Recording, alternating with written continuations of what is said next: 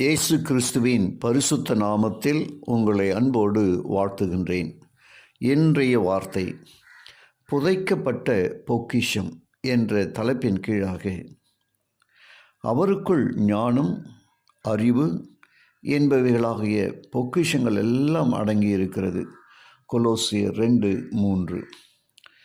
ஒரு தேவ பக்தி உள்ள தாய் தான் மரிப்பதற்கு முன் தன்னால் மிகவும் நேசிக்கப்பட்ட இளைய மகனுக்கு எழுதி வைத்த உயிலில், எல்லா பொக்கிஷங்களிலும் மேலான என் வேதாகமத்தை என் இளைய மகன் எட்வர்டுக்கு விட்டு செல்கிறேன். இதை படித்த மாத்திரத்தில்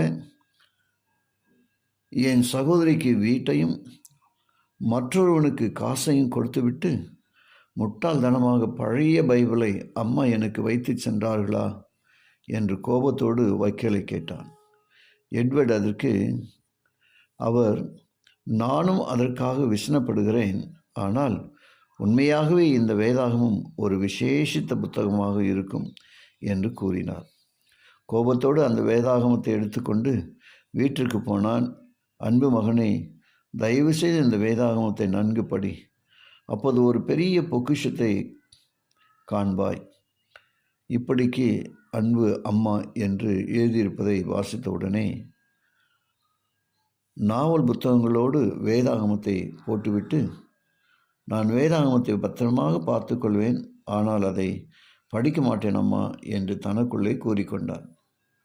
வருடங்கள் சென்றன. எட்வர்டின் வாழ்க்கை மிகவும் மோசமாகி கொண்டு போனது. கடைசியில் அம்மா கொடுத்த வேதாகமத்தை நினைவு கூர்ந்தான். அதை எடுத்து கிறிஸ்துவின் வாழ்க்கை வரலாற்றை வாசித்தான். அவன் மனம் உருகியது. தேவனை எண்ணாமற் போனது எவ்வளவு பெரிய குற்றம் என உணர்ந்தான். வேதாகமத்தின் ஒவ்வொரு பக்கத்தையும் புரட்டிய போது டாலர் நோட்டுகள் கீழே விழுந்தன. பின்புதான் தன்னுடைய அம்மா ஏன் அந்த வேதாகமத்தை தனக்கு கொடுத்தார்கள் என்பதை அறிந்து கொண்டான். டாலர் நோட்டுகளை காட்டிலும் பெரிய பொக்கிஷத்தை நாம் ஒவ்வொருவருக்காகவும் தேவன் வேதாகமத்தில் வைத்திருக்கிறார் என்பதை நாம் புரிந்து கொள்ள வேண்டும். டாலர் நோட்டுகளை காட்டிலும் பெரிய பொக்கிஷத்தை, வேத வாக்கியங்களை ஆராய்ந்து படிக்கும்பொழுது பாவத்திலிருந்து விடுதலையையும் தேவனோடு உறவையும் நித்திய வாழ்வின் வாக்கு தத்துவத்தையும் கண்டுபிடிக்கலாம். ஒவ்வொரு நாளும் 1 மணி நேரமாகிலும் வேதத்தை வாசித்து ஜெபியுங்கள். அப்போது தேவன் இவ்விதமாக உம்மிடத்தில்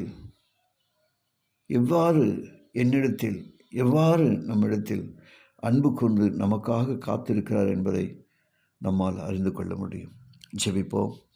கிருபையுள்ள நல்ல பிதாவை மக்கள் நன்றி சொல்லுகிறோம்.